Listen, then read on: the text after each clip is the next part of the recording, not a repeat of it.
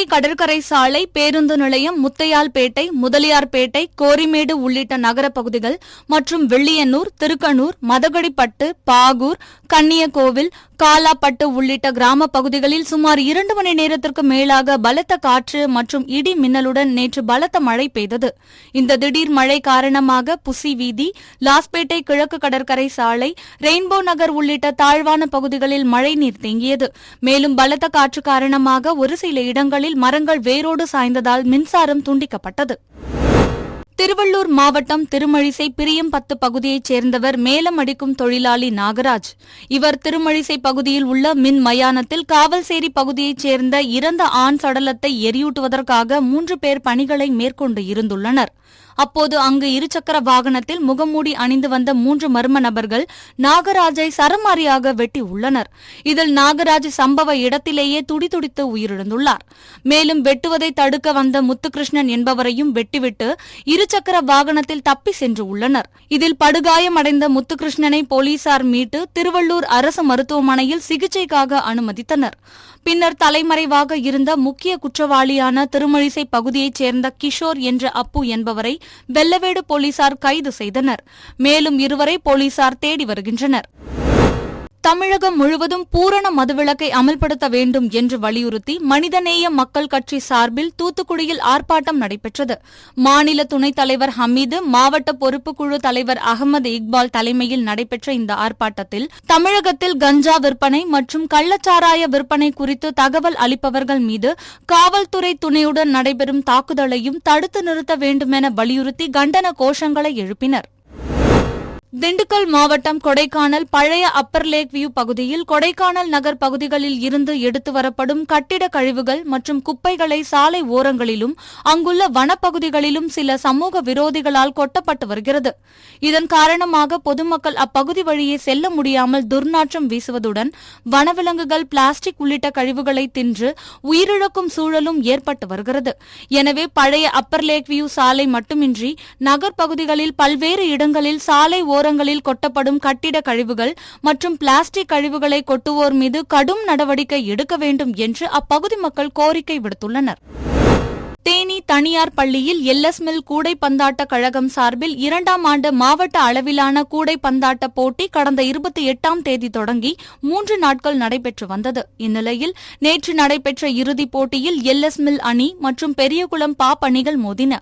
இதில் எல்எஸ்மில் அணியை 95க்கு 90 என்ற புள்ளி கணக்கில் பெரியகுளம் பாப் அணியினர் வீழ்த்தி கோப்பையை தட்டிச் சென்றனர்.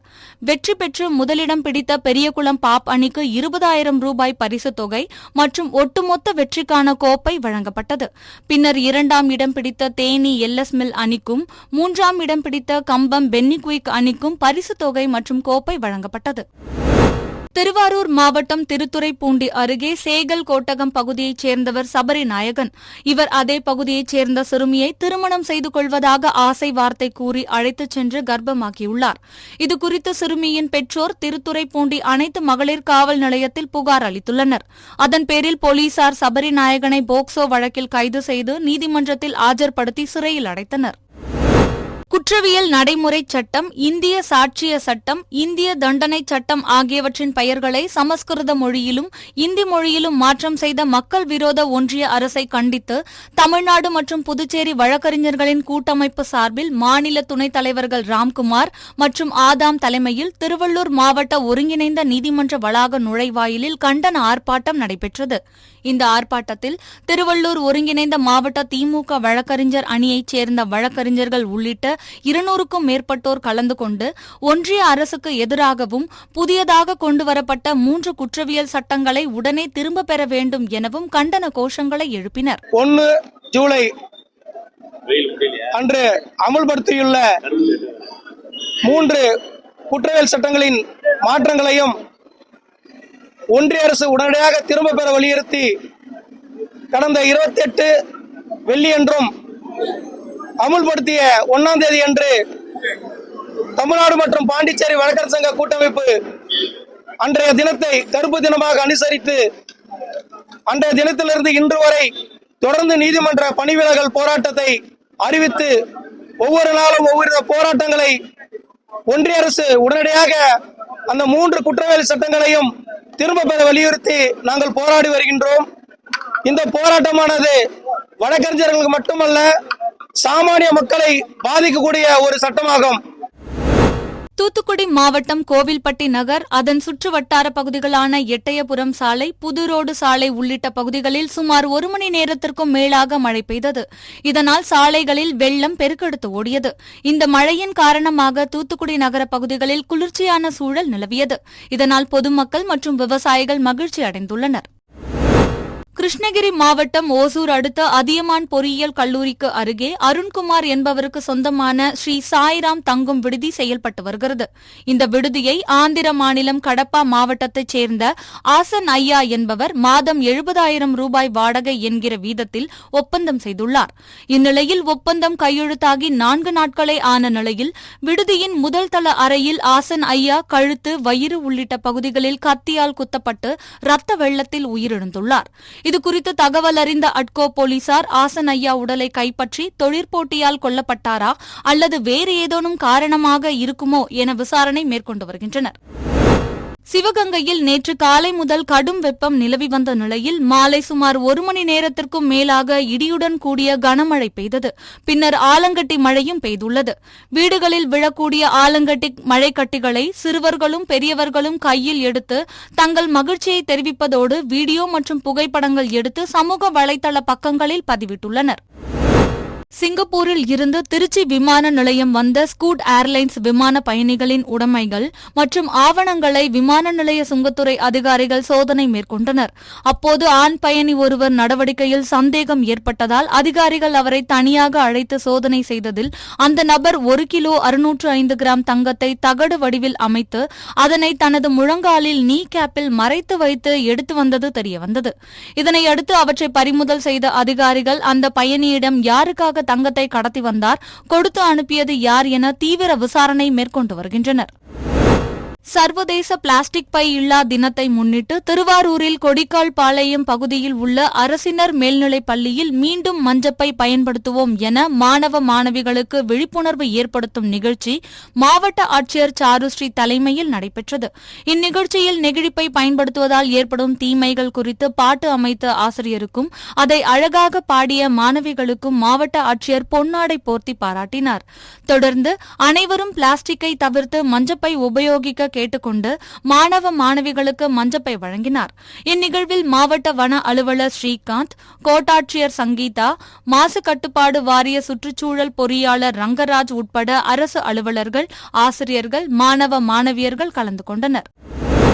மயிலாடுதுறை மாவட்டம் குத்தாலம் அருகே உள்ள KSO அரசு உதவி பெறும் உயர்நிலைப் பள்ளி உட்பட 5 பள்ளிகளில் புரட்சித் தலைவர் எம்ஜிஆர் சத்துணவு திட்டம் குறித்து சமூக தணிக்கை குழுவினர் 5 நாட்கள் ஆய்வு செய்தனர். அப்போது சமையலறையை பார்வையிட்டு உணவுப் பொருட்களின் தரம் குறித்து சாப்பிட்டு ஆய்வு செய்தனர். மேலும் மாணவர்களின் வீடுகளுக்கு நேரில் சென்று மாணவர்களின் பெற்றோர்களிடம் நேர்காணல் செய்து ஆலோசனை நடத்தினர். பின்னர் இறுதி நாள் திட்ட செயலாக்கத்தினர் மற்றும் பெற்றோர்களுடன் கருத்து கேட்பு கூட்டம் KSO அரசு உதவி பெறும் பள்ளியில் நடைபெற்றது. இதில் சிறப்பு அழைப்பாளராக மாவட்ட ஊராட்சி தலைவர் உமா மகேஸ்வரி சங்கர் கலந்து கொண்டார். அதனைத் தொடர்ந்து சமூக தணிக்கை குழு தலைவர் உமா மகேஸ்வரி ஆய்வு மேற்கொண்ட அறிக்கையை சமர்ப்பித்தார். மேலும் மாணவர்களுக்கு வழங்கப்படும் தட்டுகளின் எண்ணிக்கையை உயர்த்தி தர வேண்டும் உள்ளிட்ட கோரிக்கைகள் முன்வைக்கப்பட்ட நிலையில் உடனடியாக அவை நிவர்த்தி செய்யப்பட்டது. நீலகிரி மாவட்டம் கூடலூர் சுற்றுவட்டார பகுதிகளில் இரவு நேரம் அல்லது பகல் நேரங்களில் காட்டு யானை வருவது அதிகரித்து வந்த நிலையில் பொதுமக்கள் பெரும் அச்சத்துக்குள்ளாகினர். இதனால் ஊருக்குள் உலாவரும் காட்டு யானைகளை அடர்ந்த வனப்பகுதிக்குள் விரட்ட வேண்டும் என பொதுமக்கள் வனத்துறைக்கு கோரிக்கை வைத்த நிலையில் வனத்துறையினர் தனி குழு அமைத்து யானை விரட்டும் குழுவினருடன் இணைந்து பாடந்துறை கொட்டாய் மட்டத்தில் ட்ரோன் கேமரா மூலம் காட்டு யானைகள் கண்காணிக்கப்பட்டு அடர்ந்த வனப்பகுதிக்கு விரட்டும் பணியில் ஈடுபட்டு வருகின்றனர். இந்நிலையில் தேயிலை தோட்டத்தை ஒட்டி அமைந்துள்ள வனப்பகுதியில் காட்டு யானைகள் ட்ரோன் கேமராவின் சத்தத்தை கேட்டதும் அடர்ந்த வனப்பகுதியில் புதர்களுக்கிடையே மறைந்து கொள்ளும் சுவாரஸ்யமான காட்சிகளை வனத்துறையினர் வெளியிட்டுள்ளனர். விருதுநகர் மாவட்டம் திருச்சுழி அருகே சீலம்பட்டி கிராமத்தைச் சேர்ந்தவர் ஜோதிமுத்து. இவர் தனது வீட்டின் அருகே உள்ள இலுப்பையூர் கிராமத்தைச் சேர்ந்த செண்பக நாடார் என்பவருக்கு சொந்தமான நிலத்தை அவரது அனுமதி பெற்று விவசாயம் செய்து வந்ததாக கூறப்படுகிறது. இந்நிலையில் அந்த இடத்தை சீலம்பட்டி கிராமத்தைச் சேர்ந்த அழகர்சாமி என்பவர் விலைக்கு வாங்கியதாக கூறப்படுகிறது. அழகர்சாமி தான் வாங்கிய நிலத்தில் கருவேல மரங்களை அகற்றி சுத்தம் செய்து கொண்டிருந்த போது அங்கு வந்த ஜோதிமுத்து தான் பராமரித்து வந்த நிலத்தை தங்களை கேட்காமல் ஏன் சுத்தம் செய்தீர்கள் என கேட்டுள்ளார். இதனால் இரு தரப்பினருக்கும் இடையே வாக்குவாதம் ஏற்பட்டு மோதல் ஏற்பட்டுள்ளது. இதில் இரு தரப்பினரும் அரிவாளால் தாக்கிக் கொண்டதில் ஜோதிமுத்து, அவரது மகன் சாலமன் மற்றும் அழகர்சாமி ஆகியோர் காயமடைந்தனர். இதனையடுத்து காயமடைந்தவர்கள் திருச்சுழி அரசு மருத்துவமனையில் அனுமதிக்கப்பட்டுள்ளனர். இந்த மோதல் சம்பவம் குறித்து திருச்சுழி காவல் நிலைய போலீசார் விசாரணை மேற்கொண்டு வருகின்றனர். திருச்சி காந்தி மார்க்கெட் வாழைக்காய் மண்டி பகுதியைச் சேர்ந்தவர் சுரேஷ். இவர் காந்தி மார்க்கெட்டில் சுமை தூக்கும் தொழிலாளராக பணியாற்றி வருகிறார். இவருடன் இவரது தங்கையின் கணவர் குமார் என்பவரும் பணியாற்றி வருகிறார். சுரேஷ் அவ்வப்போது குமாரிடம் குடிப்பதற்கு பணம் கேட்டு தொந்தரவு செய்து வந்துள்ளார். இந்நிலையில் சம்பவத்தன்று இருவரும் ஒன்றாக இருந்தபோது குமாரிடம் சுரேஷ் வலுக்கட்டாயமாக பணம் கேட்டு தகராறு செய்துள்ளார். அப்பொழுது இருவருக்கும் இடையே வாய் தகராறு ஏற்பட்டு ஒரு கட்டத்தில் ஆத்திரமடைந்த குமார் தான் கையில் வைத்திருந்த கூர்மையான ஆயுதத்தால் சுரேஷின் தலையில் தாக்கியுள்ளார். இதில் சுரேஷ் பலத்த காயமடைந்தார்.